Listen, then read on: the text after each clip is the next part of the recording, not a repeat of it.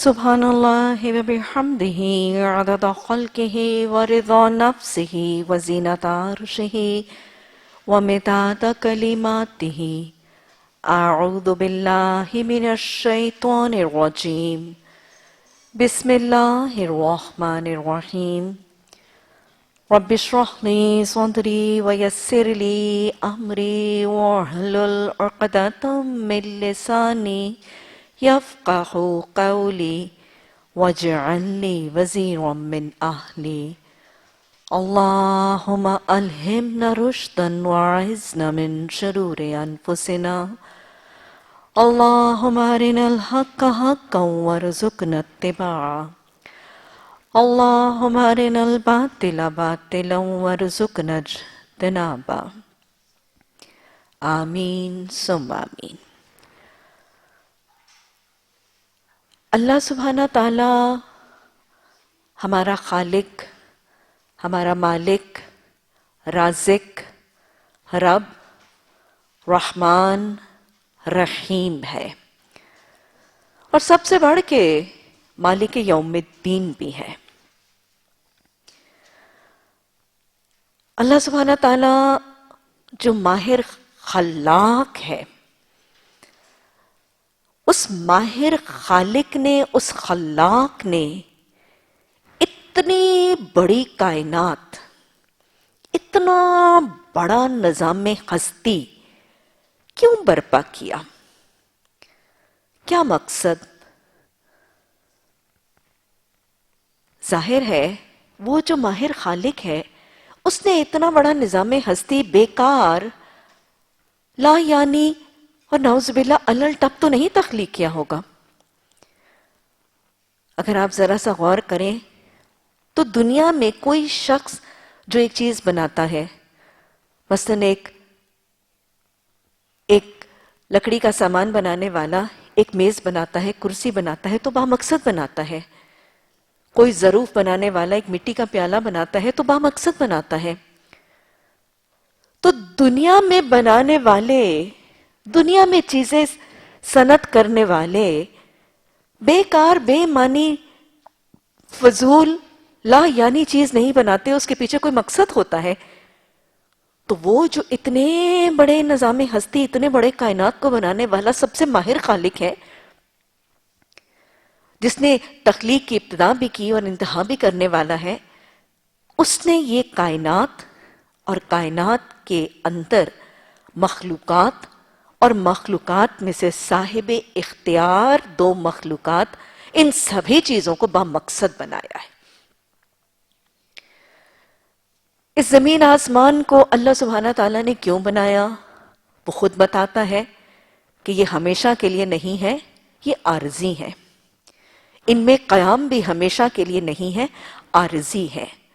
اور عارضی تخلیق اور عارضی قیام کا مقصد خلق الموت والحیات لیبلوکم ایکم احسن عملا۔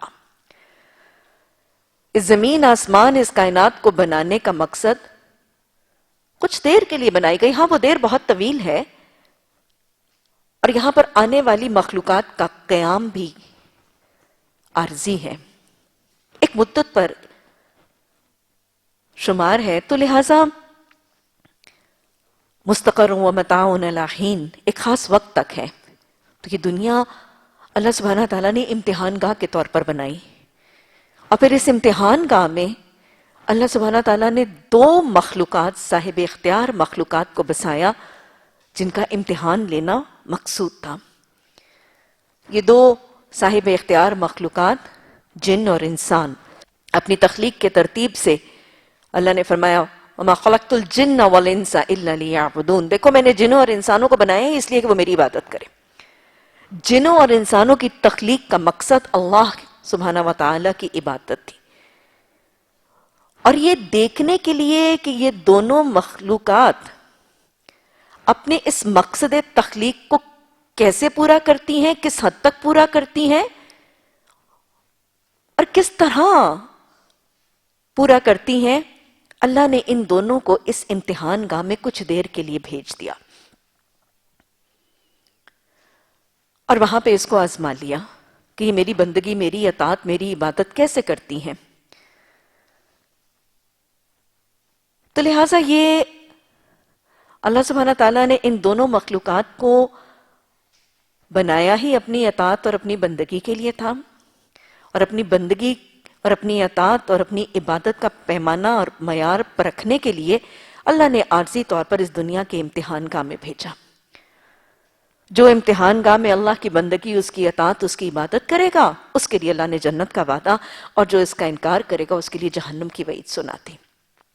لیکن میرا رب بڑا رحمان ہے، اس امتحان گاہ کا امتحان وہ مالک یوم الدین قیامت کے دن لے گا، لیکن وہ رحمان، وہ رحیم رب صرف اس دنیا میں آباد کر کے بھیج نہیں دیتا، امتحان لینے کا بتا کر اور تذکرہ کر کے بھیج نہیں دیتا، بلکہ اس رب نے اس امتحان کو حل کرنے کا طریقہ بھی بتایا ہے۔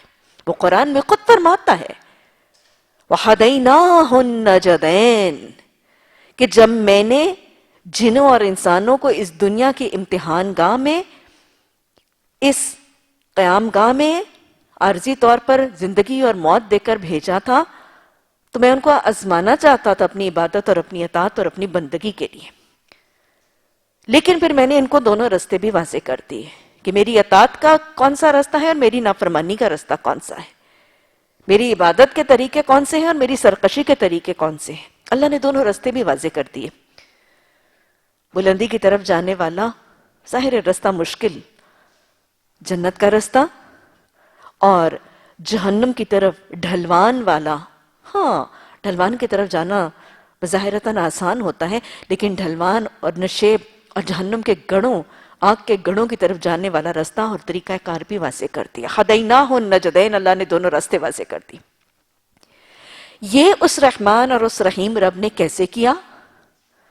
اللہ نے گاہے بگاہے نبی بھیجے، اپنی عبادت، اپنی بندگی، اپنے حلال، اپنے حرام، اپنے جائز، اپنے ناجائز، اپنے پسندیدہ، اپنے ناپسندیدہ، جنت کے راستے اور جہنم کے راستے کی طرف لے جانے والے اعمال کی نشاندہی کرنے والے، ان کی خبر دینے والے، نبا دینے والے نبی بھیجے۔ اللہ کی طرف سے یہ گاہے بگاہے یہ نبی آتے رہے، لیکن ان میں سے کچھ پر اللہ نے صرف وحی کی نبوت اور وحی نہیں، کچھ پر اللہ نے وحی کے ذریعے آسمانی کتابیں بھی نازل کی، اور پھر شرعی اصطلاح میں وہ نبی گویا رسول ٹھہرے، اور رسولوں کی تعداد ہمیں قرآن میں گویا 5 کا تعین موجود ہے۔ حضرت داؤد علیہ السلام جن کو زبور، حضرت موسیٰ علیہ السلام جن کو تورات، حضرت عیسیٰ علیہ السلام جن کو انجیل، حضرت محمد صلی اللہ علیہ وسلم جن پر قرآن نازل کیا گیا، اور حضرت ابراہیم علیہ السلام بھی اس حوالے سے رسول پکارے جاتے ہیں، صحف ابراہیم و موسیٰ کے حوالے سے۔ تو لہٰذا نبی اور رسول اللہ سبحانہ تعالیٰ کی ان تعلیمات کو پہنچاتے رہے، رسولوں کے ذریعے کتابیں، آسمانی الہامی کتابیں بھی بھیجی گئی۔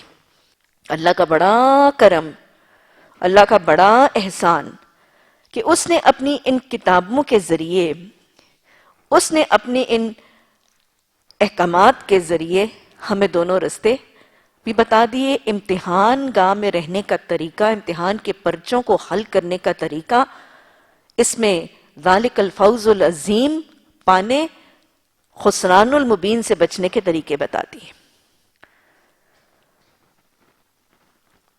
اور پھر سب سے بڑا کرم کہ اللہ سبحانہ تعالیٰ نے ان آسمانی کتابوں کی تکمیل القرآن کے ذریعے فرما دی۔ ذالک الکتاب لا ریب فیہ ھدی للمتقین، تقوی کرنے والوں کے لیے ہدایت بننے والی کتاب الکتاب کو نازل کر دیا۔ اس کتاب کو اللہ نے مکمل کر دیا۔ الیوم اکملت لکم دینکم واتممت علیکم نعمتی ورضیت لکم الاسلام دینا، اللہ نے اس کتاب کو مکمل بھی کر دیا، اور مکمل کرنے کے بعد اللہ سبحانہ تعالیٰ نے اس کی حفاظت کا ذمہ بھی لے لیا۔ سورہ حجر کی آیت نمبر 9 میں اللہ نے فرمایا اِنَّا نَحْنُ نَزَّلْنَا الذِّكْرَ وَإِنَّا لَهُ لَحَافِظُونَ۔ اللہ نے ذکر، نصیحت، یاد دہانی نازل کی، اور پھر اللہ نے اس جامع مکمل الکتاب کو اکملت اتممت جس کو اللہ نے پکارا اس کی اللہ نے حفاظت کا ذمہ لے لیا۔ قرآن میرے رب کا سب سے بڑا کرم ہے، بہت بڑا احسان ہے، اور اللہ کا فضل ہے کہ جس کو اللہ اس قرآن سے جڑنے کی توفیق دے دیتا ہے۔ قرآن کے نام کا تصور کہاں سے ہے اور اس کا مطلب کیا ہے؟ امام شافعی کے حوالے سے یہ ہے کہ جیسے اللہ سبحانہ وتعالی نے تورات اور انجیل کا نام، آسمانی کتابوں کا نام تورات اور انجیل رکھا، ویسے ہی اللہ سبحانہ وتعالی نے محمد صلی اللہ علیہ وسلم کی طرف بھیجے جانے والی کتاب کا نام قرآن تجویز فرمایا ہے۔ یہ نام اللہ کا، اپنے کلام کا یہ نام اللہ کی طرف سے تجویز کرتا ہے۔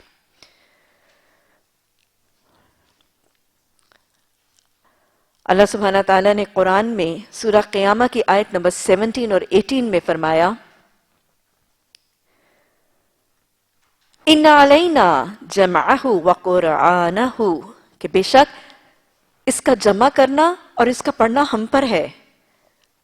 فَإِذَا قَرَأْنَاهُ فَاتَّبِعْ قُرْآنَهُ، کہ جب ہم اس کو تم پر پڑھیں تو تم اس کے پیچھے پیچھے پڑھا کرو۔ سورہ قیامہ کی اس آیت نمبر 17 اور 18 کے حوالے سے بھی لفظ قرآن کا لفظ معنی سمجھ میں آتے ہیں۔ قرآن لفظ کے معنی اگر اس کا مادہ قاف را نون بنایا جائے تو قاف را نون قرنہ کا مطلب ہے جمع کرنا، جوڑ دینا، ملا دینا، جوڑ دینا، ملا دینا۔ قرآن کی مختلف صورتیں ایک دوسرے سے ملی ہیں، صورتوں کے رکوعات ایک دوسرے سے ملے ہیں، مربوط ہے، ربط ہے، رابطہ ہے، اور ایک رکوع کی آیات کا آپس میں رابطہ ہے۔ تو قرآن میں ساری بات کا تسلسل، سلسلہ کلام آپس میں ملا ہے، جڑا ہے، مربوط ہے۔ یہ ہے قرآن، قاف را نون۔ اس کی آیتیں، اس کے رکوعات اور اس کی صورتیں آپس میں باہم ملی ہوئی ہے۔ اگر اس کا روٹ ورڈ کاف را حمزہ لیا جائے تو اس کے دو معنی وضع ہوتے ہیں۔ ایک مطلب اس نے جمع کیا۔ قرآن وہ کتاب ہے، آسمانی کتاب ہے، جس نے پچھلی الہامی آسمانی کتابوں کی تعلیمات کو بھی جمع کر کے اکٹھا کر لیا۔ اور قاف را حمزہ کا دوسرا مطلب ہے اس نے پڑھا۔ تو گویا اس کو قرآن اس لیے بھی کہا جاتا ہے کہ اس کو بار بار پڑھا جاتا ہے، اس کو بار بار پڑھا جاتا ہے۔ قرآن ملانے کے حوالے سے، جمع کرنے کے حوالے سے اور پڑھنے کے حوالے سے اپنے معنی وضع کرتا ہے۔ قرآن کے خود قرآن میں 8 نام مذکور ہیں۔ سب سے پہلا نام القرآن، جیسے اللہ سبحانہ تعالیٰ سورہ رحمان کی آیت نمبر 1 اور 2 میں فرماتے ہیں الرحمن علم القرآن۔ تو گویا قرآن نے خود اپنا نام قرآن کہہ کر پکارا ہے۔ ایک اور نام الکتاب، سورہ بقرہ میں اللہ نے فرمایا ذالک الکتاب لا ریب فیہ ھدی للمتقین۔ ایک اور نام الفرقان، فرق کر دینے والا، مبالغے کی حد تک حق اور باطل میں، نیکی اور گناہ میں، جائز اور ناجائز میں، حلال اور حرام میں فرق کر دینے والا پیمانہ۔ سورہ فرقان کی آیت نمبر 1، تبارک الذی نزل الفرقان علی عبدہ لیکون للعالمین نذیرا۔ برکت والی ہے وہ ذات جس نے فرقان کو اپنے بندے پر نازل کیا تاکہ وہ تمام جہان والوں کے لیے متنبہ کرنے والا ہو جائے۔ ایک اور نام، چوتھا نام الذکر، الذکر، سورہ حجر کی آیت نمبر 9 میں اللہ نے فرمایا ہے اِنَّا نَحْنُ نَزَّلْنَا الذِّكْرَ وَإِنَّا لَهُ لَحَافِظُونَ. سورہ حجر کی آیت نمبر 9 میں التنزیل نازل شدہ، آہستہ آہستہ نازل کیا جانے والا، وَإِنَّهُ تَنزِيلٌ مِّن رَبِّ الْعَالَمِينَ کہ اس میں کوئی شک ہی نہیں، اللہ سبحانہ تعالیٰ کی طرف سے نازل کیا گیا. 6واں نام اس کو الحق کہا گیا ہے، الحق من ربک فلا تکونن من الممترین، یہ تمہارے رب کی طرف سے حق ہے، تم اس میں شک کرنے والے نہ بن جاؤ. پھر اس کو قرآن میں احسن الحدیث کہہ کر پکارا گیا. اللہ نزل احسن الحدیث، اللہ نے سب سے اچھی بات اتاری. پھر اس کو قرآن میں برہان کہہ کر پکارا گیا ہے. اللہ سبحانہ تعالیٰ نے قرآن میں فرمایا یا ایھا الناس قد جاءکم برہان من ربکم وانزلنا الیکم نورا مبینا، کہ تمہارے پاس تمہارے رب کی طرف سے ایک برہان آ گئی. تو قرآن کے نام اگر آپ دیکھ لیجئے، قرآن، فرقان، برہان، الکتاب، الحق، الذکر، التنزیل، احسن الحدیث. اس کے 17 صفاتی نام بتائے گئے. جیسے قرآن کے ساتھ قرآن الکریم کہا جاتا ہے، تو 17 صفاتی نام قرآن کے مذکور ہیں. جیسے اللہ سبحانہ تعالیٰ کے وَلِلَّهِ الْأَسْمَاءُ الْحُسْنَى فَادْعُوهُ بِهَا، نبی صلی اللہ علیہ وسلم کے بھی صفاتی نام ہے. قرآن کے 17 صفاتی نام مذکور ہیں. مجید، کریم، عظیم، عزیز، نور، موعظۃ، نور، موعظۃ، شفاء، شفاء لما فی الصدور، ہدی، رحمۃ، مبارکا، مبین، حکیم، بشیر، نذیر، مصدق، تصدیق کرنے والا ہے پچھلی کتابوں کی تعلیمات کی. محیمن، حفاظت کرنے والا ہے، اللہ کی تعلیمات، اللہ کے احکامات، اللہ کے حق اور پچھلے نبیوں کی تعلیمات کی بھی حفاظت کرتا ہے.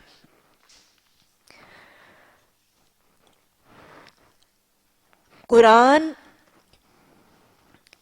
وہ کتاب جو تورات اور انجیل کے بعد، بہت دیر کے بعد اور تاخیر کے بعد، فترۃ النبوت کا ایک پیریڈ، آپ کو معلوم ہے کہ بنی اسرائیل اور بنی اسماعیل میں جو کتابیں آئیں، بنی اسرائیل میں آخری کتاب انجیل جو حضرت عیسیٰ علیہ السلام پر نازل ہوئی، اور ادھر بنی اسماعیل حضرت ابراہیم علیہ السلام، صحف ابراہیم و موسیٰ، حضرت ابراہیم علیہ السلام کا صحیفہ. تو لہٰذا یہاں پر 2500 سال، بنی اسماعیل میں تو 2500 سال، 3000 سال پہلے کتاب نازل ہوئی. اور بنی اسرائیل میں نبی صلی اللہ علیہ وسلم کی وفات، حضرت عیسیٰ علیہ السلام کی ولادت، حضرت عیسیٰ علیہ السلام کی وفات کے 571 سال بعد، اور پھر 40 سال بعد نبوت. تو تقریباً 600 سال بعد، 600 سے بھی زیادہ، 650 سال بعد انجیل کے قرآن کا نزول اور اس کا آغاز، اور مزید پھر 23 سال میں اس کی تکمیل. تو ایک طویل دورانیہ کہ انسانیت کے پاس کوئی آسمانی اور الہامی کتاب نہیں تھی. حکمت کیا ہے؟ اللہ سبحانہ تعالیٰ یہ چاہتے تھے کہ انسانیت نے جتنا الحاد، جتنا ٹیڑھ، جتنا حق سے انحراف، عقیدوں کا بگاڑ، شرک، صحیح عقائد کی نفی کرنی ہے، وہ ایک دفعہ کھل کے کر لے، تاکہ پھر اس کامل کلام کے ذریعے اس کی وانس فار آل قیامت تک تصحیح کر دی جائے، اور پھر اللہ اس تصحیح کرنے والی کتاب کی حفاظت کر لے. کہ انسانی ذہن جتنا ٹیڑھ، جتنا الحاد، جتنی عقائد کی خرابی اور جتنی شرک اور ان تمام چیزوں کے اندر انڈلج کر سکتا ہے، ایک دفعہ انسانیت کھل کے کر لے. جتنا جتنا انسان کا ذہن اپنی باگیں دوڑا کے، اپنے گھوڑے دوڑا کے الحاد کی طرف اور ٹیڑھ کی طرف جا سکتا ہے، اتنا انسان کر لے، اور پھر once for all قرآن کے نزول کے ساتھ اس کی تکمیل کی جائے. اور اللہ سبحانہ تعالیٰ نے ایک اور حکمت جو ہمیں تفاسیر میں اس فترۃ النبوت کے پیریڈ کی ملتی ہے، وہ یہ بھی ملتی ہے کہ اس حکیم رب کی شاید ایک یہ بھی حکمت تھی کہ انسانیت کے دل میں اور ذہن میں، حواس میں اللہ کے کلام کی ایک طلب، ایک پیاس، حق کے علم کی ایک طلب اور پیاس پیدا کی جا رہی تھی.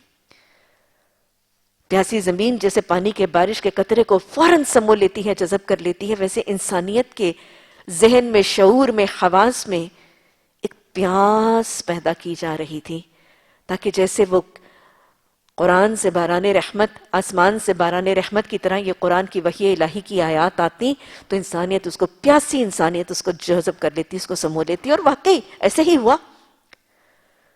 انسانیت نے اتر کر ہرا سے سوئے قوم آیا اور ایک نسخہ کیمیا ساتھ لایا. یہی تو ہوا تھا، پیاسی انسانیت نے اس کو جذب کر لیا تھا، سمو لیا تھا. اور پھر مہک دور دور تک، مدینہ کی بستی تک تو اس کی مہک پھیل گئی تھی.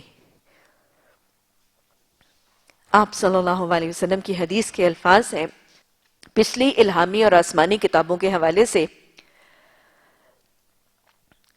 حضرت واصلہ بن اسقا کی روایت سے، حضرت واصلہ بن اسقا کی روایت سے طبرانی میں حدیث ہے کہ آپ صلی اللہ علیہ وسلم نے فرمایا: اعطیت مکان التوراۃ 7 طوال ومکان الزبور معینا ومکان الانجیل مثانی وفضلت بالمفصل. آپ صلی اللہ علیہ وسلم نے فرمایا کہ مجھے تورات کی جگہ 7 طوال دی گئی، 7 لمبی صورتیں. یعنی تورات جو حضرت موسیٰ علیہ السلام کو دی گئی تھی، اس کی جگہ مجھے کیا دیا گیا؟ نبی صلی اللہ علیہ وسلم فرماتے ہیں مجھے 7 طوال، 7 لمبی صورتیں دی گئیں. 7 لمبی صورتوں میں کون سی ہیں؟ سورہ بقرہ، سورہ ال عمران، سورہ نساء، سورہ مائدہ، سورہ انعام، سورہ انفال، اور کچھ سورہ توبہ کو اسی میں شامل کرتے ہیں. وہ جو تصور ہے کہ ان دونوں کے درمیان بسم اللہ نہیں ہے اور یہ ایک ہی صورت ہے، تو کچھ 7 طوال میں سورہ توبہ کو بھی شامل کرتے ہیں.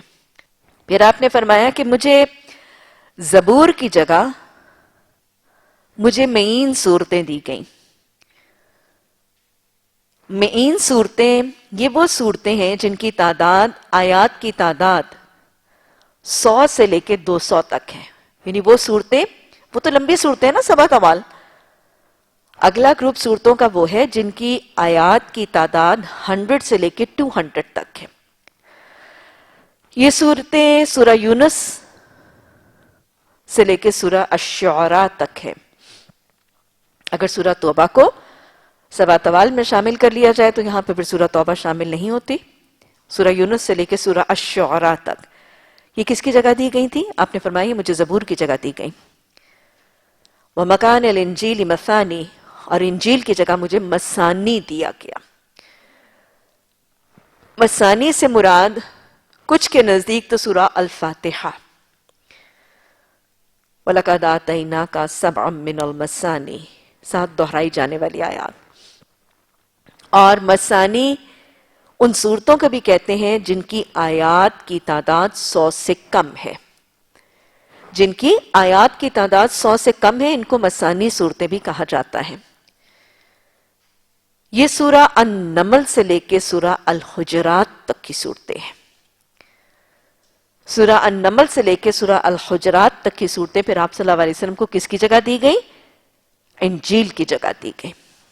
اور پھر آپ نے فرمایا وفضلت، اور فضیلت دی گئی مجھے کس کے؟ بالمفصل، مفصل صورتوں کے.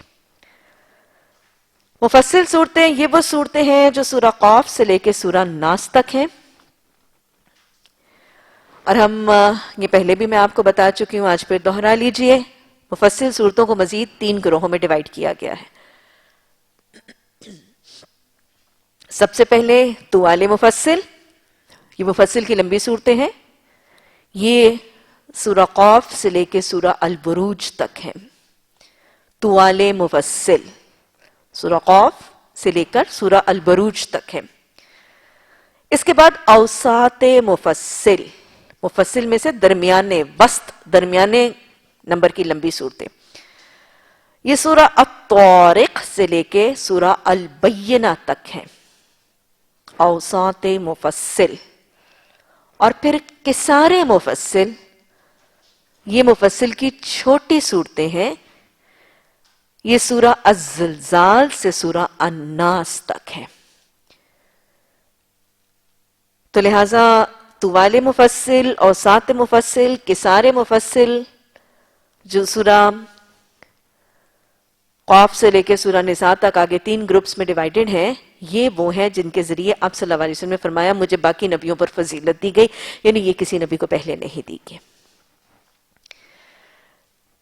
قرآن وہ جس کے حوالے سے، قرآن کی سفارش کے حوالے سے آپ صلی اللہ علیہ وسلم نے فرمایا، حضرت ابو امامہ باہلی کی روایت سے، مسلم کی حدیث ہے،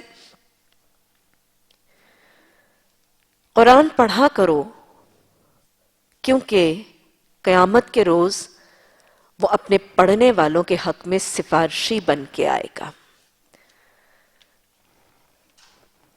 اور یہاں تک کہ ہمیں پتہ چلتا ہے کہ اللہ کے رسول صلی اللہ علیہ وسلم نے اس کی سفارش، اس کی شفاعت کے حوالے سے یہ بھی فرمایا کہ قیامت کے دن قرآن سے بہتر شافی اور کوئی نہیں ہوگا۔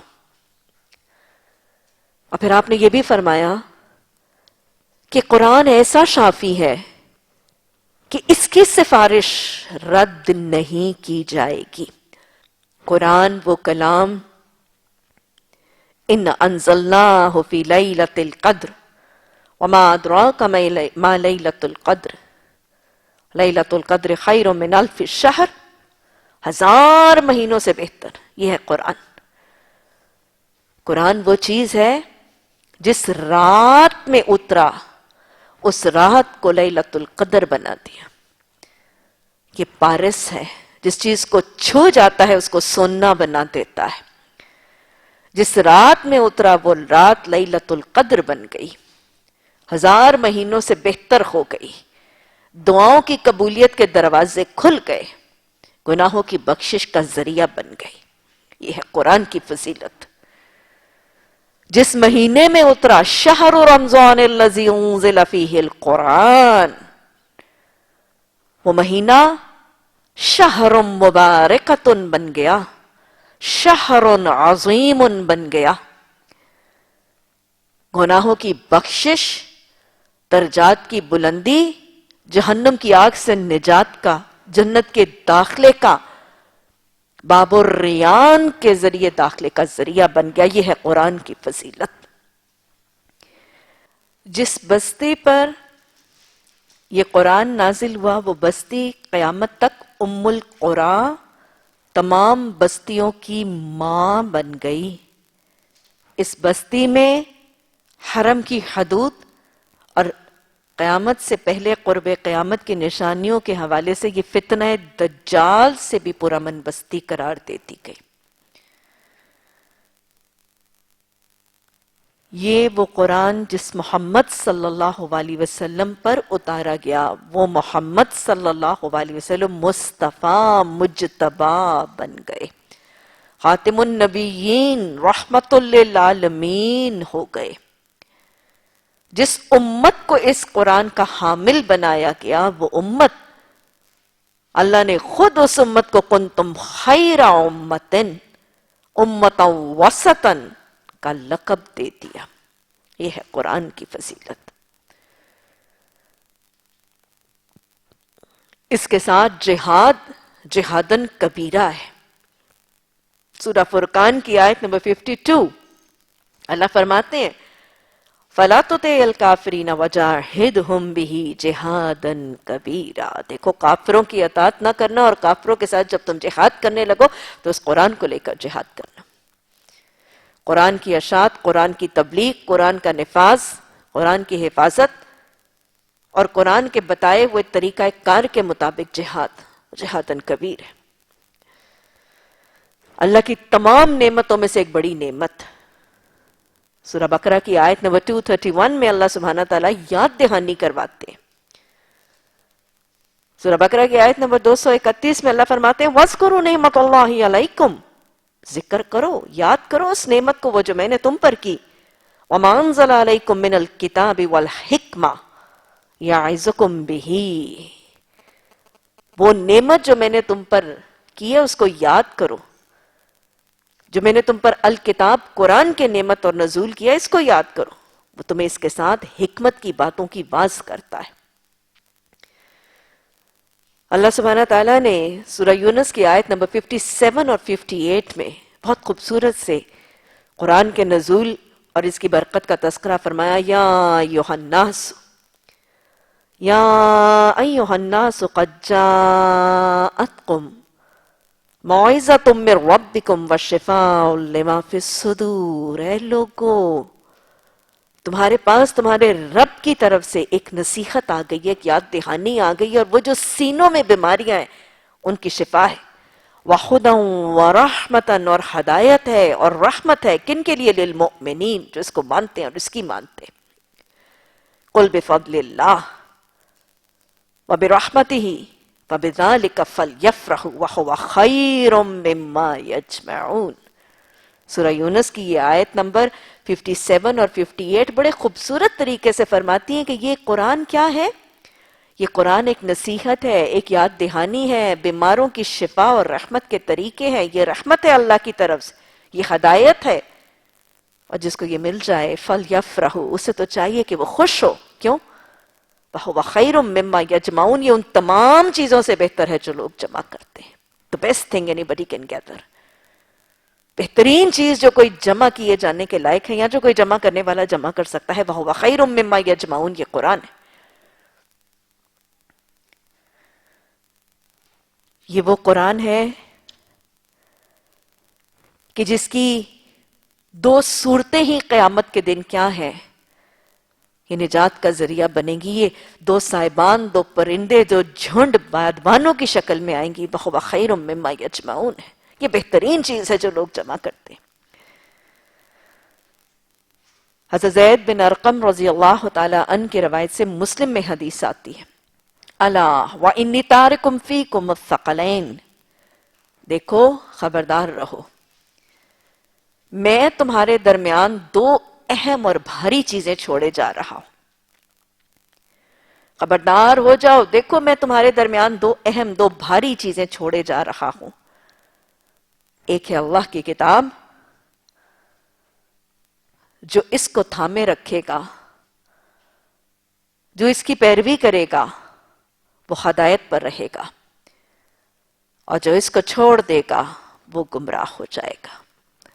یہی ہے خیر مما یجمعون، اس خیر کو تھامے رکھو گے تو ہدایت پر رہو گے.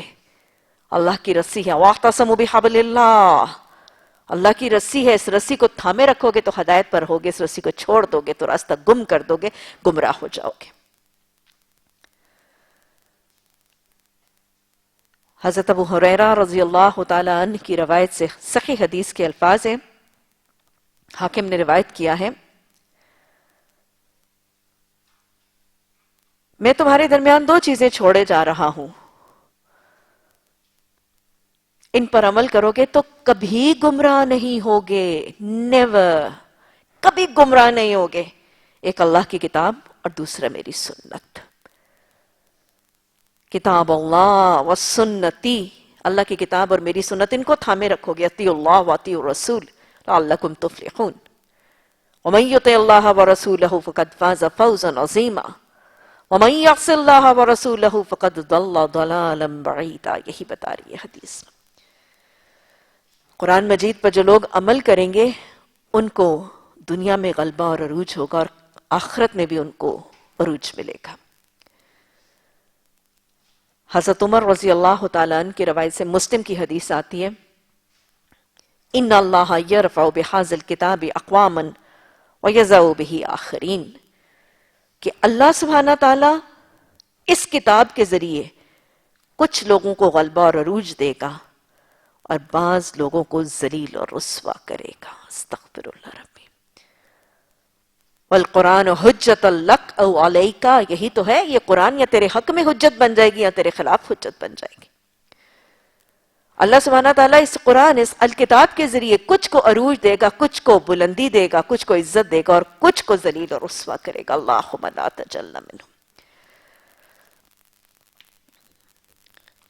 اور وہ بہت ہی پیاری سی حدیث ہے، حضرت جبیر بن مطعم رضی اللہ تعالیٰ عنہ کی روایت سے طبرانی میں حدیث آتی ہے کہ آپ صلی اللہ علیہ وسلم نے فرمایا، آبشرو، خوش ہو جاؤ، خوش ہو جاؤ، خوشیاں مناؤ، اس قرآن کا ایک سرا اللہ کے ہاتھ میں ہے۔ یہ جو قرآن تمہارے ہاتھ میں ہے، خوش ہو جاؤ، ابشرو، خوشیاں مناؤ، خوش ہو جاؤ، گڈ نیوز ہے تمہارے لیے۔ اس قرآن کا ایک سرا اللہ کے ہاتھ میں ہے اور دوسرا تمہارے ہاتھ میں ہے۔ الحمدللہ ثم الحمدللہ۔ اسے مضبوطی سے تھامے رکھنا۔ اللہ نے یہود و نصارہ کو بھی تو جب قرآن دیا تھا، اللہ کی کتاب دی تھی، خذوا ما آتیناکم بقوۃ، اس کو مضبوطی سے تھامے رکھنا۔ اسے تھامنے کے بعد نہ تم کبھی ہلاک ہوگے، نہ تم کبھی گمراہ ہوگے۔ دنیا کی ہلاکتوں سے بھی بچ جاؤ گے، گمراہیوں سے بھی بچ جاؤ گے۔ ایک سرا اللہ کے ہاتھ میں، ایک سرا تمہارے ہاتھ میں۔ حضرت ابو ہریرہ رضی اللہ تعالیٰ عنہ کی روایت سے حدیث انشاءاللہ ہم بخاری میں بھی پڑھیں گے۔ آپ نے فرمایا کہ تمام نبیوں کو معجزات دیے گئے تھے جن کو دیکھ کر لوگ ان پر ایمان لائے، لیکن مجھے کوئی معجزہ قرآن کے علاوہ نہیں دیا گیا، اور مجھے امید ہے قیامت کے دن مجھ پر ایمان لانے والوں کی تعداد سب سے زیادہ ہوگی۔ قرآن وہ کلام وَهُوَ خَيْرٌ مِّمَّا يَجْمَعُونَ کہ جس کے ایک ایک حرف کے پڑھنے پر 10 نیکیوں کا اجر ہے۔ حدیث کا حوالہ کیا ہے؟ حضرت عبداللہ بن مسعود رضی اللہ تعالی عنہ کی روایت سے ترمذی میں حدیث آتی ہے کہ آپ صلی اللہ علیہ وسلم نے فرمایا، جس نے اللہ کی کتاب سے ایک حرف پڑھا، جس شخص نے اللہ سبحانہ تعالیٰ کی کتاب سے ایک حرف پڑھا، اس کے لیے ایک نیکی ہے۔ اور شب معراج کے حوالے سے ہم کیا جانتے ہیں؟ ایک نیکی کا بدلہ 10 گناہ ہے۔ یہ تو شب معراج کے موقع پر وعدہ کیا گیا تھا نا۔ اور ایک نیکی کا بدلہ 10 گناہ ہے۔ جو شخص الف لام میم پڑھے، وہ ایک حرف نہیں، وہ 3 حرف ہیں۔ یہ حدیث ہی بتا رہی ہے۔ ایک حرف الف، ایک حرف لام، ایک حرف میم۔ کوئی اگر حساب لگائیں تو الف لام میم پڑھنے والے کو کتنا اجر ہے؟ کم از کم 30 نیکیوں کا اجر ہے۔ یہ ہے قرآن کی فضیلت۔ سمجھ آیا؟ وَهُوَ خَيْرٌ مِّمَّا يَجْمَعُونَ۔ کوئی کتاب، کوئی علم، کوئی چیز دنیا کی ایسا میڈیا، ایسا لٹریچر ہے جس کی ادائیگی پر ایک ایک حرف کی ادائیگی کا پر 10 نیکیوں کا اجر ہے؟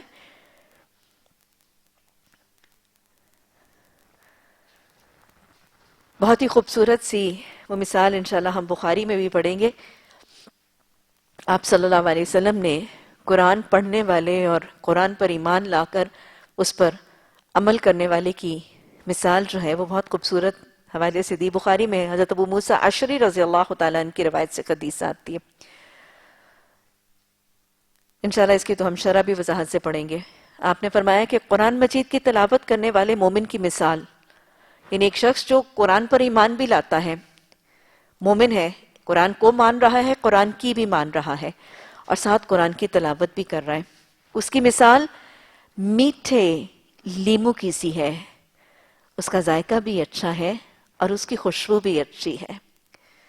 ایک مومن جو قرآن کو مانتا ہے، قرآن کی مانتا ہے، اور قرآن کو اور قرآن کی مان کے قرآن کی تلاوت بھی کرتا ہے، تو مہک بھی ہے اور ذائقہ بھی ہے۔ اس کی مثال کیسے؟ میٹھے لیمو کی سی ہے۔ قرآن مجید کی تلاوت نہ کرنے والے مومن کی مثال، یعنی ویسے وہ صاحب ایمان ہے لیکن وہ قرآن کی تلاوت نہیں کرتا، اس کی مثال کھجور کی سی ہے۔ ذائقہ تو اچھا ہے لیکن خوشبو نہیں۔ تلاوت قرآن کی فضیلت پتہ چل رہی۔ مومن ہے لیکن قرآن کی تلاوت نہیں کرتا نا، تو پھر کیا ہے؟ ایمان کی وجہ سے ذائقہ تو ہے کھجور کی طرح لیکن خوشبو نہیں ہے۔ قرآن مجید کی تلاوت کرنے والے گناہگار آدمی کی مثال، کہ نہیں ویسے مومن نہیں ہے، قرآن کو مان کے قرآن کی نہیں مانتا، ویسے گناہ گار ہے لیکن قرآن کی تلاوت کرتا ہے. اس کی مثال ریحان کی سی ہے، جس کی خوشبو تو اچھی ہے لیکن ذائقہ کڑوا ہے.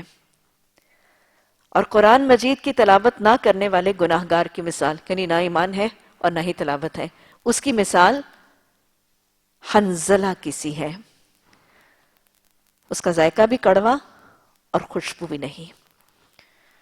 اللہ سبحانہ تعالی ہمیں اس میٹھے لیموں کی طرح کا بنا دے، قرآن کو مانے، قرآن کی مانے، اور اللہ ہمیں قرآن کی تلاوت یتلو علیہم آیاتک کی کیفیت اور توفیق عطا فرما دے. قرآن مجید کی تلاوت اور عمل کرنے والا مومن قابل رشک بن جاتا ہے. یہ بھی حدیث انشاءاللہ ہم اسی کتاب میں پڑھیں گے. بخاری کی حدیث ہے حضرت عبداللہ بن عمر رضی اللہ تعالیٰ عنہ کی روایت سے کہ آپ صلی اللہ علیہ وسلم نے فرمایا لا حسدا، حسد نہیں ہے سوائے دو مردوں پر. صرف دو لوگ جو ہیں وہ حسد یعنی رشک کے قابل ہیں. ایک وہ شخص جس کو اللہ سبحانہ تعالیٰ نے قرآن کا علم دیا ہے اور وہ اس کو صبح و شام پڑھتا ہے، اور حدیث میں یہ بھی آتا ہے کہ اس کا ہمسایہ اس کو سنتا ہے تو کہتا ہے کاش مجھے اس جیسا بنا دیا کیا ہوتا. اور دوسرا وہ شخص جس کو اللہ سبحانہ تعالیٰ نے مال دیا ہے اور وہ اس کو صبح و شام دائیں بائیں اللہ کی راہ میں خرچ کرتا ہے. قرآن کی تلاوت کے حوالے سے آپ صلی اللہ علیہ وسلم حضرت ابو ہریرہ رضی اللہ تعالیٰ عنہ کی روایت سے مسلم میں حدیث آتی ہے کہ آپ صلی اللہ علیہ وسلم نے سوال کیا صحابہ اکرام سے، کیا تم میں سے کوئی شخص یہ پسند کرے گا کہ جب وہ اپنے گھر جائے تو اس کے لیے 3 موٹی تازی صحت مند اونٹنیاں گھر میں موجود ہوں؟ یعنی تم لوگ ابھی میری محفل میں ہو، تم لوگ یہ چاہتے ہو کہ یہاں سے جب اپنے گھروں میں جاؤ تو تمہارے گھروں میں 3 موٹی تازی فربا اونٹنیاں تمہارے گھروں میں موجود ہوں. آپ کو پتا ہے کہ عربوں کے ہاں گھوڑوں اور اونٹوں کی تو بہت محبت تھی، ان کے لیے ٹرانسپورٹ بھی تھی، ان کے لیے تو بہت زیادہ یہ مال کا اظہار کا ذریعہ بھی تھا. تو تمہارے دل ہے کہ تم جاؤ گھر میں اور تمہارے صحن میں تمہارے گھر میں 3 موٹی تازی فربا اونٹنیاں ہوں. تو سب نے کہا یا رسول اللہ صلی اللہ علیہ وسلم ہم سب یہ چاہیں گے. تو آپ نے فرمایا قرآن مجید کی 3 آیتوں کو اپنی نماز میں تلاوت کرنا، کیونکہ آپ کو پتہ ہے کہ قرآن کی تلاوت کا اجر سب سے زیادہ کس حالت میں ہوتا ہے؟ نماز کی حالت میں. اسی لیے اپنے حفظ قرآن میں بھی اضافہ کرنے کی لگاتار کوشش کرنی ہے. قرآن مجید کی 3 آیتوں کا اپنی نماز میں تلاوت کرنا 3 اونٹنیوں سے بہتر ہے. سبحان اللہ. تہجد کی نماز میں قرآن کی 10 آیتیں پڑھنا، اس کی فضیلت کیا ہے؟ حضرت فضالہ بن عبید رضی اللہ تعالیٰ عنہ کی روایت سے طبرانی کی حدیث آتی ہے کہ آپ صلی اللہ علیہ وسلم نے فرمایا کہ جس شخص نے رات کے قیام میں، تہجد میں، قیام اللیل میں 10 آیات تلاوت کی، اس کے لیے اجر کا ڈھیر ہے. اللہ ہمارے حفظ قرآن میں اضافہ فرما دے. جس شخص نے قیام اللیل میں تہجد کی نماز میں 10 آیات تلاوت کی، اس کے لیے اجر کا ڈھیر ہے، اور یہ ڈھیر دنیا اور مافیا سے بہتر ہے. کیسے ہے بہتر؟ جب قیامت کا دن ہوگا تو اللہ عز و جل فرمائیں گے کہ قرآن کی ہر آیت کے بدلے 1 درجہ چڑھتا جا. قرآن کی ہر آیت کے بدلے 1 درجہ چڑھتا جا، یہاں تک کہ تو آخری آیت مکمل کر لے. یعنی جتنی تو تہجد میں پڑھتا تھا اس ہر آیت کے بدلے 1 درجہ چڑھتا جا، یہاں تک کہ تو آخری آیت مکمل کر لے. پھر اللہ سبحانہ تعالیٰ بندے سے فرمائیں گے اپنا ہاتھ میری نعمت پکڑنے کے لیے کھول دے. پہلے اس کے درجات بلند کیے جائیں گے. تہجد میں قرآن کی تلاوت کی فضیلت، 1 آیت کے بدلے 1 درجہ چڑھتا جا. اور پھر جب اس کا درجہ مکمل ہوگا تو پھر اللہ سبحانہ تعالیٰ فرمائیں گے اب اپنا ہاتھ میری نعمت پکڑنے کے لیے کھول. بندہ اپنا ہاتھ کھول کر عرض کرے گا اے میرے رب تو ہی بہتر جانتا ہے، یعنی اپنی عطا، اپنی فضل، اپنے کرم جو تو نے مجھے دینا ہے وہ تو ہی جانتا ہے نا. تو اللہ سبحانہ تعالیٰ اس سے مخاطب ہو کر فرمائیں گے ایک ہاتھ میں ہمیشگی کی نعمت کو پکڑ لو اور ایک ہاتھ میں باقی نعمتوں کو پکڑ لو. تو اللہ سبحانہ تعالیٰ اس سے کثیر نعمتوں سے نوازیں گے.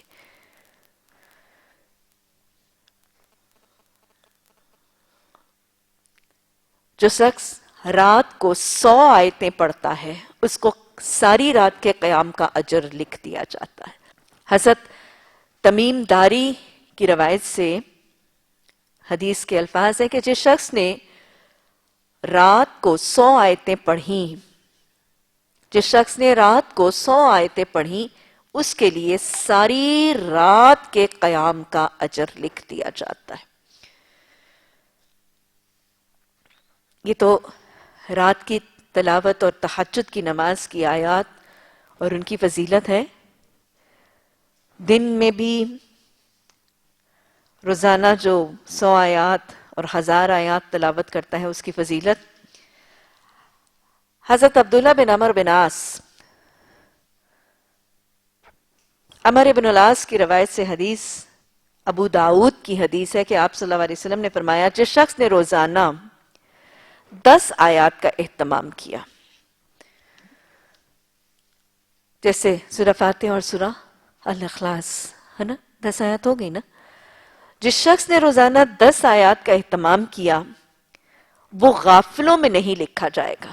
اس کا نام غافلوں میں نہیں لکھا جائے گا. اللہ نے قرآن میں حکم دیا نا وَلَا تَكُن مِّنَ الْغَافِلِينَ دیکھ تو غافلوں میں سے نہ ہو جانا. اور اللہ نے غافلوں کے لیے وعید بھی دیا وَمَن يَخْشِ عَن ذِكْرِي فَإِنَّ لَهُ مَعِيشَةً ضَنكًا. دیکھ جو میرے ذکر سے غفلت کرے گا پھر اس کی زندگی گزارنے کا طریقہ اس کی معیشت کے وسائل اسباب میں زندگی اس کے لیے تنگ کر دوں گا. تو جو روزانہ 10 آیات پڑھے گا حدیث نے بتایا کہ اس کا نام غافلوں میں نہیں لکھا جائے گا. یعنی غافل نہیں تھا مجھے یاد تو کرتا تھا. جس نے روزانہ 100 آیات پڑھنے کا اہتمام کیا اس کا نام فرما برداروں میں لکھ دیا جائے گا. ارے 10 ہر نماز میں پڑھنی کوئی مشکل ہے؟ ہر رکعت کے اندر 10 پڑھیں گے تو بھی یہی ہوگا فرما برداروں میں نام آ جائے گا. جس شخص نے 100 آیات پڑھنے کا اہتمام کیا اس کا نام فرما برداروں کی صف میں لکھ دیا جائے گا. اور جس نے روزانہ 1000 آیات پڑھنے کا اہتمام کیا اللہم اجعلنا منہم اس کا نام خزانہ پانے والوں میں لکھ دیا جائے گا.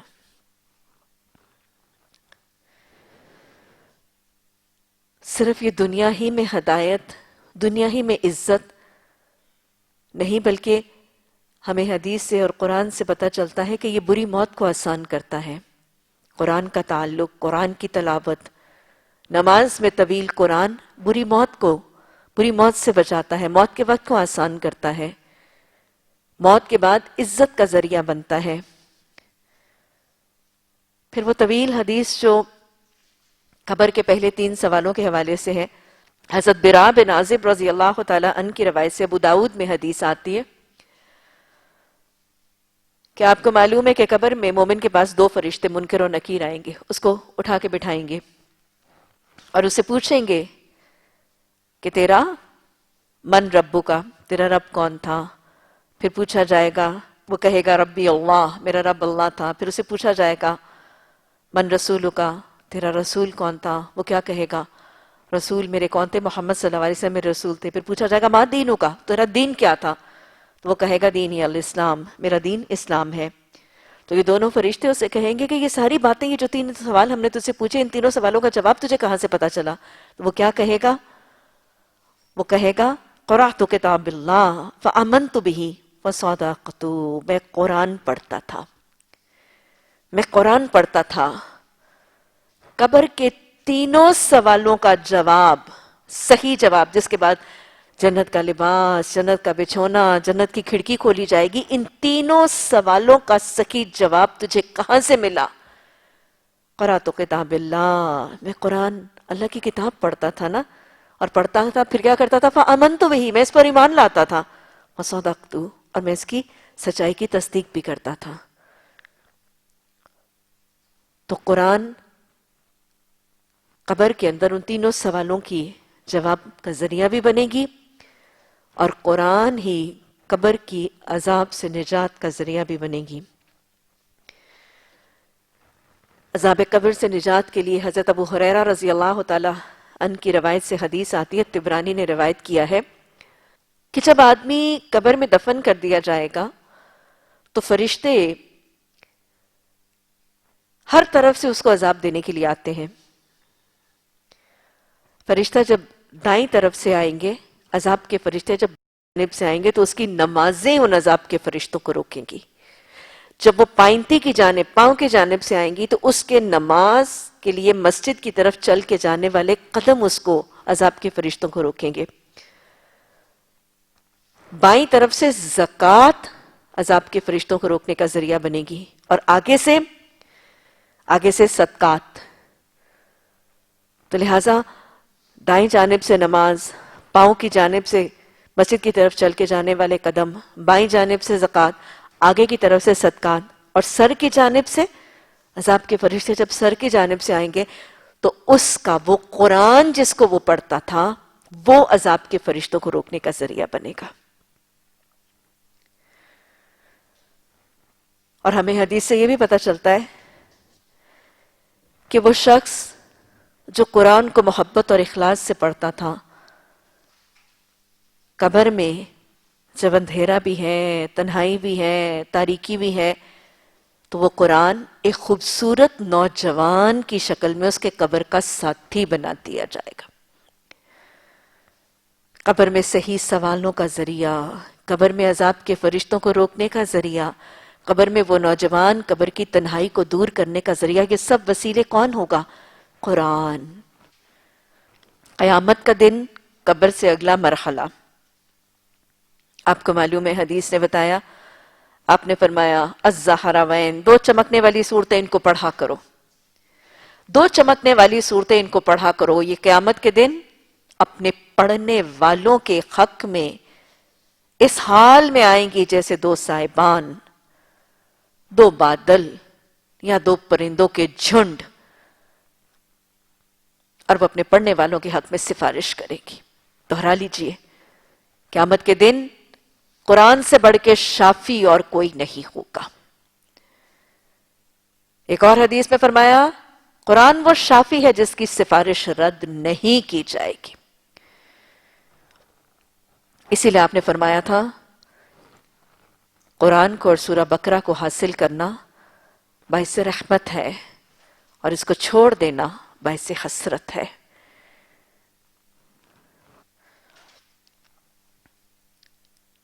میدان حشر میں قرآن پڑھنے والے کا درجہ کیا ہوگا؟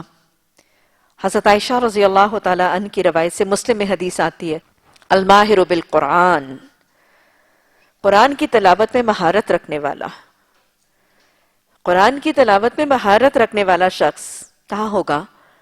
لکھنے والے عزت دار فرشتوں کے ساتھ ہوگا۔ الکرام بررا، وہ جو اللہ سبحانہ تعالیٰ کے لکھنے والے فرشتے ہیں، عزت دار فرشتے، روانی سے قرآن پڑھنے والا، تلاوت قرآن کرنے والا اللہ کے عزت دار کاتب فرشتوں کے ساتھ ہوگا۔ اور وہ جو شخص تلاوت کرنے میں اٹکتا تھا اور تلاوت کرنے میں دقت محسوس کرتا تھا لیکن پڑھنے کی کوشش کرتا رہتا تھا نا، رک رک کے پڑھتا تھا لیکن پڑھتا رہتا تھا، اس کے لیے دو اجر ہوں گے۔ کون سا اجر؟ ایک اس کی کوشش کا اور دوسرا اس کی تلاوت کا۔ اللہ ہمیں ماہر قرآن بھی بنائے، اور اللہ قرآن کو پڑھنے کے لیے محنت، مشقت اور صحیح کرنے کا شوق اور شغف بھی عطا فرمائے۔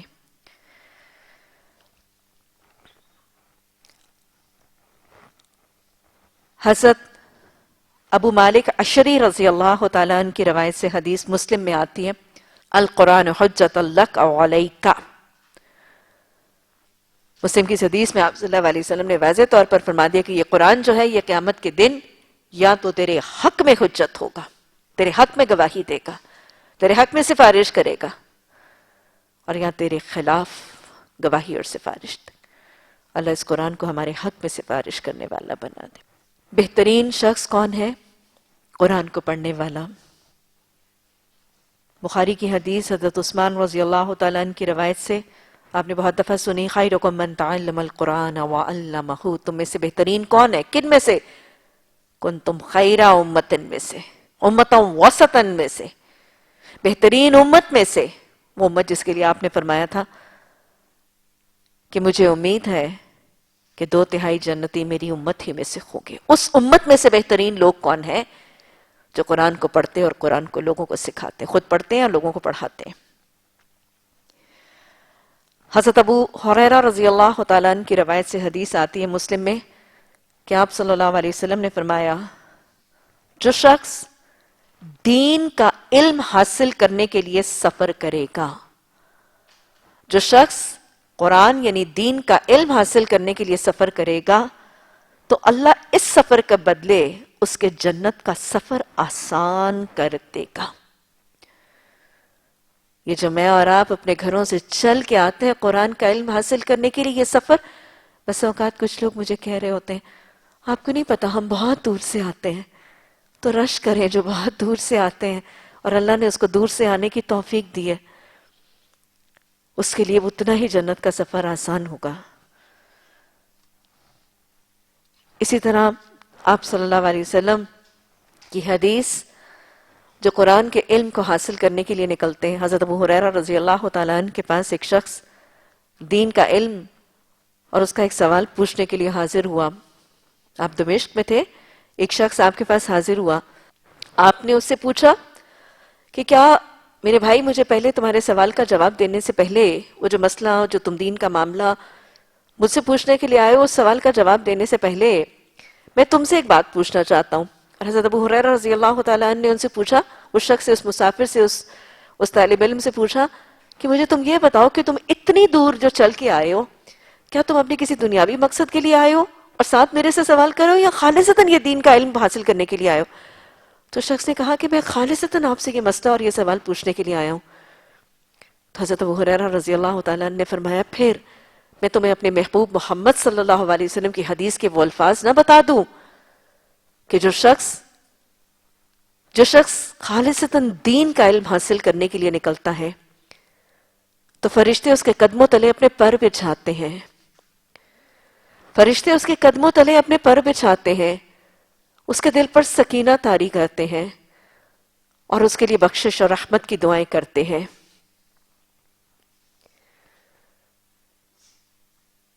اور پھر ویسے بھی حدیث میں الفاظ آتے ہیں کہ جو شخص وہ قدم جو دین کے علم کی خاطر خاک آلود ہوتے ہیں، ان قدموں پر جہنم کی آگ حرام ہے۔ قرآن، حدیث، اسلام، دین کی تعلیمات کو سیکھنے کے لیے جو لوگ نکلتے ہیں ان کے قدم خاک آلود ہوتے ہیں، ان قدموں پر جہنم کی آگ حرام ہے۔ قرآن کو سیکھنا، خیرکم من تعلم القرآن وعلمہ، کیسے ہے؟ ایک قرآن کا عالم، اس کی فضیلت عابد پر، عبادت کرنے والے پر کیسی ہے؟ حضرت ابو درداء رضی اللہ تعالیٰ عنہ کی روایت سے ابن ماجہ میں حدیث کے الفاظ ہیں، عالم کو عابد پر ایسی فضیلت ہے جیسی چاند کو ستاروں پر۔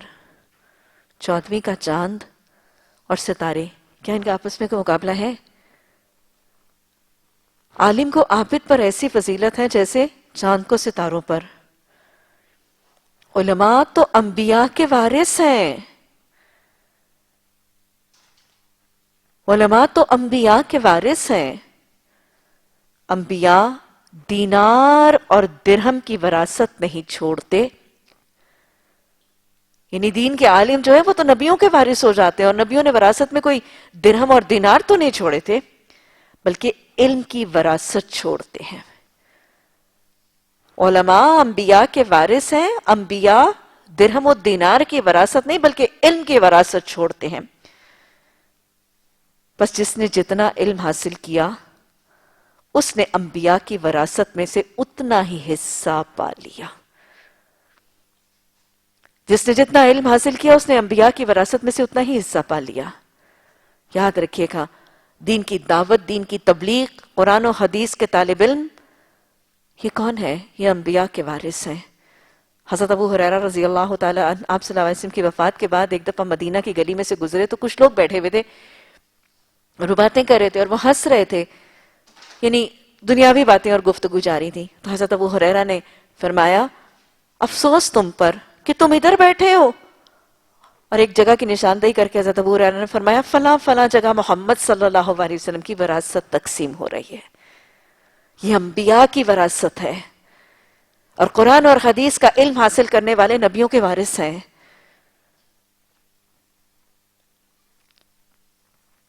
آپ صلی اللہ علیہ وسلم نے قرآن سکھانے والے کے لیے اور عالم قرآن کے قلم کی جو سیاہی ہے اس تک کی فضیلت جو بتائی، آپ صلی اللہ علیہ وسلم نے فرمایا قیامت کے دن شہید کے خون کو اور عالم کے قلم کی سیاہی کو تولا جائے گا.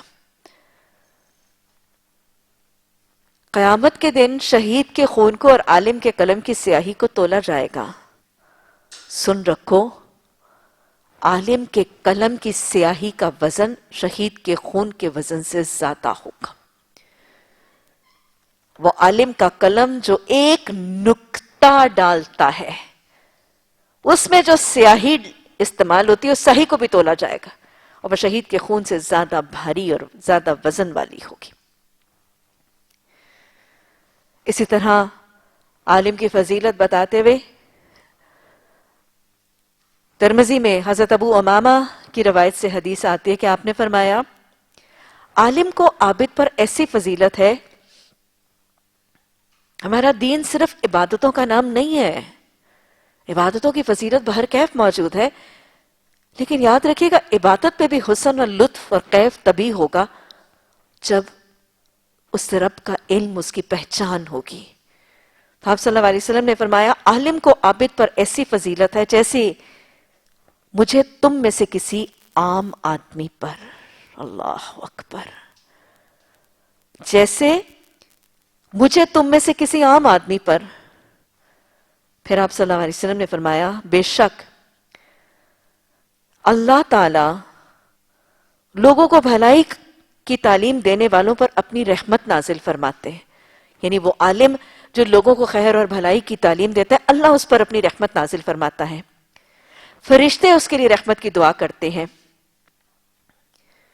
زمین اور آسمان کی ساری چیزیں اس کے لیے رحمت کی دعا کرتی ہیں، یہاں تک کہ بلوں کی چیونٹیاں اور پانی کی مچھلیاں بھی اس کے لیے بخشش اور رحمت کی دعائیں کرتی ہیں. بلوں کی چیونٹیاں اور پانی کی مچھلیاں بھی دین سیکھ کر سکھانے والے کے لیے بخشش کی دعائیں کرتی ہیں. قرآن کی دو آیتوں کو سمجھ کر پڑھنا اور پڑھا دینا 100 نوافل سے بہتر ہے، اور قرآن اور حدیث کے ایک باب، ایک چیپٹر کو سمجھ کر پڑھنا یا پڑھا دینا 1000 نوافل سے بہتر ہے. 2 آیات کو سمجھ کر پڑھنا یا پڑھانا 100 نوافل سے بہتر ہے، اور ایک باب کو سمجھ کر پڑھنا یا پڑھوانا 1000 نوافل سے بہتر ہے. اسی حوالے سے حضرت عقبہ بن عامر مسلم میں حدیث میں فرماتے ہیں، کہتے ہیں کہ ہم اللہ کے رسول صلی اللہ علیہ وسلم کے ساتھ نا اصحاب صفہ جو ہیں وہ ہم بیٹھے ہوئے تھے، تو آپ صلی اللہ علیہ وسلم نے اصحاب صفہ سے مخاطب ہو کر کہا کہ تم میں سے کون شخص ہے وہ چاہتا ہے کہ روز وہ بتحان میں جائے یا عقیق میں جائے اور وہاں سے وہ اونچے کوہانوں والی 2 اونٹنیاں بغیر قطع رحمی کے اور بغیر قیمت کے خرید لائے. یعنی کہ تم لوگ یہ چاہو گے، یہ دو منڈیاں تھی نا جانوروں کی، بتحان اور عقیق، کہ تم میں سے کون شخص چاہے گا کہ تم صبح صبح اٹھو اور تم بتحان جاؤ یا تم عقیق جاؤ اور وہاں سے اونچے کوہانوں والی موٹی تازی فربا اونٹنیاں تم بغیر کسی ظلم زیادتی کے، بغیر کسی قیمت کے، بغیر کسی قطع رحمی کے تم خرید لاؤ. تو صحابہ کرام کہتے ہیں ہمیں اصحاب صفہ تھے، ہم سب نے کہا کہ یا رسول اللہ صلی اللہ علیہ وسلم یہ تو ہم سبھی چاہتے ہیں. تو آپ صلی اللہ علیہ وسلم نے فرمایا تو پھر مسجد میں جاؤ اور کسی شخص کو 2 آیتیں سکھا دو اور یا خود 2 آیتیں پڑھ لو، تو یہ تمہارے لیے ان 2 اٹھنیوں سے بہتر ہوگا. جاؤ خود 2 آیتیں سیکھ لو یا کسی کو 2 آیتیں پڑھا دو، تو یہ تمہارے لیے ان 2 اٹھنیوں سے بہتر ہوگا. اور 3 آیتیں 3 اونٹنیوں سے، اور 4 آیتیں 4 اونٹنیوں سے. اسی طرح جتنی آیتیں ہوں گی اتنی ہی اونٹنیاں بہتر ہوں گی. الحمدللہ ثم الحمدللہ. اللہ سبحانہ تعالیٰ کی توفیق سے ہم 2-3 رکوعات کا مطالعہ کرتے ہیں. اللہ اس کو ہمارے حق میں قبول فرما لینا. اللہ ہمیں ان چیزوں کا حرص، ذوق و شوق عطا فرما دینا. اللہ مرتے دم تک ہمیں قرآن کا طالب علم رہنے کی توفیق عطا فرما دے.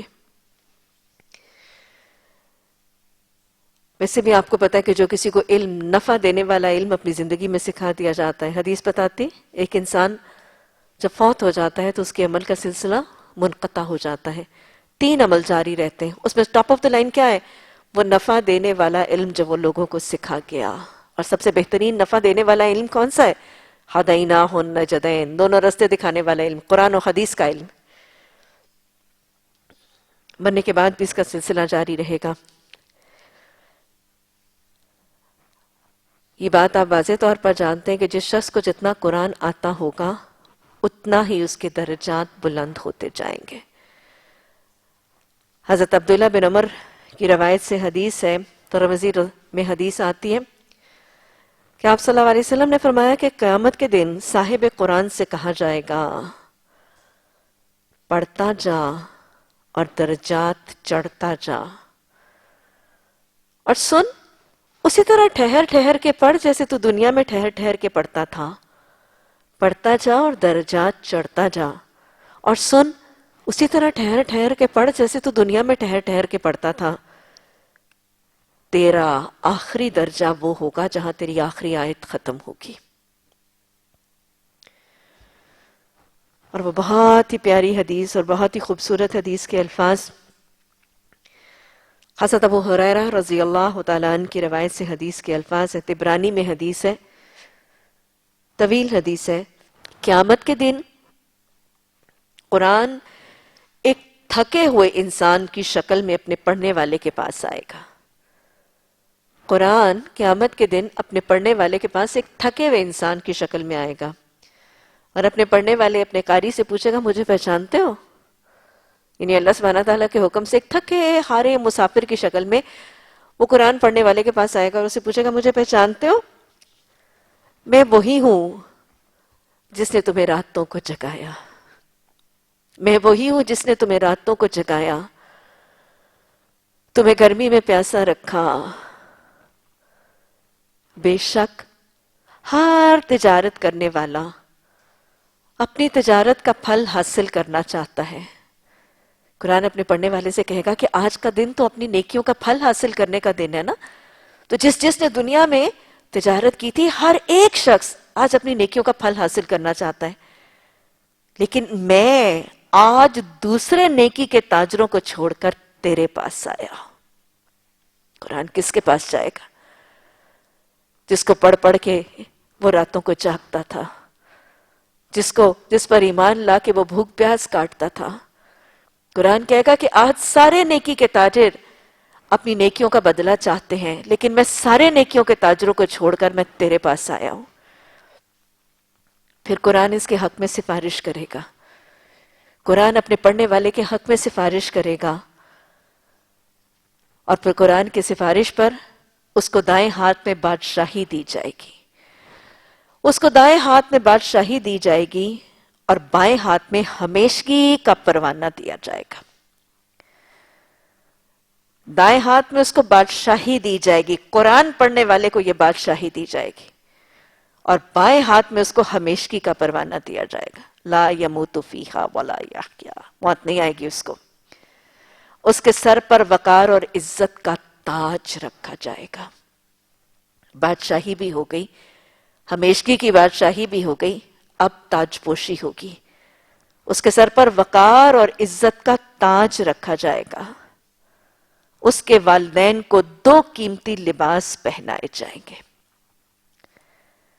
صاحب قرآن کی اپنی عزت اور پھر اس کے والدین کی بھی عزت. ان کو 2 قیمتی لباس پہنائے جائیں گے جس کے مقابلے میں دنیا اور مافیا کی ساری دولت کھینچ ہوگی. اب یہ وہ 2 لباس جو اس صاحب قرآن یا قرآن پڑھنے والے یا قاری قرآن یا قرآن کے عالم کے والدین کو جو 2 لباس پہنا دیے جائیں گے وہ دنیا اور مافیا کی ساری دولت سے زیادہ ہوں گے.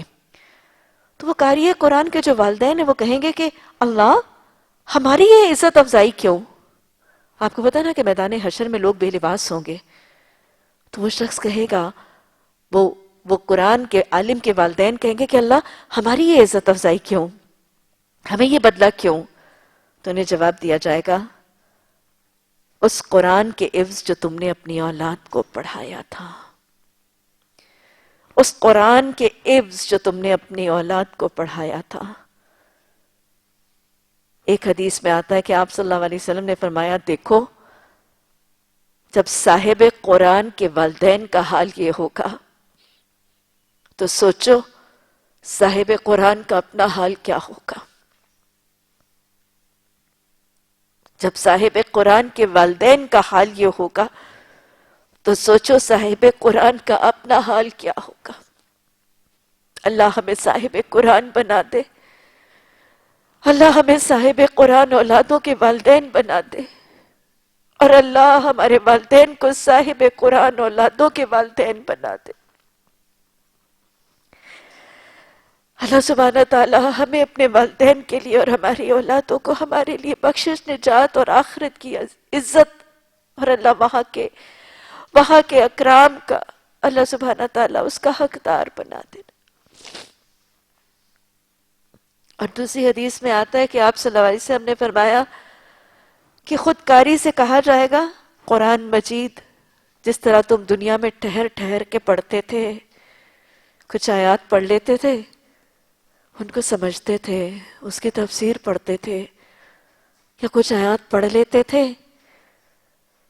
ان کو سمجھانے کی کوشش کرتے تھے، اس کے معنی، اس کے مفہوم حدیث کے خزانوں سے بتانے کے لیے سرگرم رہتے تھے. جس طرح تم دنیا میں ٹھہر ٹھہر کر پڑھتے تھے اسی طرح پڑھتے جاؤ اور جنت کے درجات کو چڑھتے جاؤ. تیرا جنت کا آخری درجہ وہی ہوگا جہاں تیری آخری آیت ختم ہوگی. اللہ سبحانہ تعالی فما توفیقی الا باللہ، اللہ تیری توفیق کے بغیر ہم کچھ نہیں کر سکتے. تو نے جو ان محفلوں کی دعوت پہنچائی، جو تو نے ہمیں سواریاں دی، جو تو نے ہمیں حالات دیے، جو تو نے ہمیں تندرست آزاد دیے، اور اللہ تو نے جو یہ قرآن اور حدیث تھامنے کی توفیق دی، اللہ اس کو ہمارے لیے باعث ہدایت بنا دے، باعث بخشش بنا دے، باعث رحمت بنا دے، باعث برکت بنا دے. اللہ اس دن ہماری سفارش اور ہمارے درجات کی بلندی کا ذریعہ بنا دے. اللہ ہمیں اپنے والدین کے لیے اور الہی ہماری اولادوں کو ہمارے حق میں صدقہ جاریہ بنا دے. نبی صلی اللہ علیہ وسلم نے وہ جو تاکید فرمائی، روضۃ الجنہ، جنت کے باغ، جب تمہارا گزر ان پر ہو تو تم وہاں سے کچھ چر چگ لیا کرو. اللہ جو تو نے ہمیں ان روضۃ الجنہ سے منسوب کر دیا، جوڑ دیا، اللہ ہمیں بہترین چرنے چگنے کی توفیق عطا فرما. اللہ جو چرے چگیں اس کو اپنے جسم کا حصہ، اپنے ایمان کی تقویت، اپنے عمل کی استقامت کا ذریعہ بنانے کی توفیق عطا فرما. اللہ تیرا وعدہ ہے کہ زمین کے جس ٹکڑے پر میرے قرآن، میرے دین، میرے ذکر کی محفل برپا ہوتی ہے اس ٹکڑے کو میں جنت میں داخل کر دوں گا. اللہ زمین کے اس ٹکڑے کے ساتھ ہم سب کو اپنے اہل خانہ کے ساتھ جنت کے بالا خانوں میں جمع فرما دینا. ربنا لا تزغ قلوبنا بعد إذ هديتنا وهب لنا من لدنك الرحمة إنك أنت الوهاب. سبحانك اللهم وبحمدك نشهد أن لا إله إلا أنت نستغفرك ونتوب إليك. سبحان ربك رب العزة عما يصفون وسلام على المرسلين والحمد لله رب العالمين. آمین ثم آمین.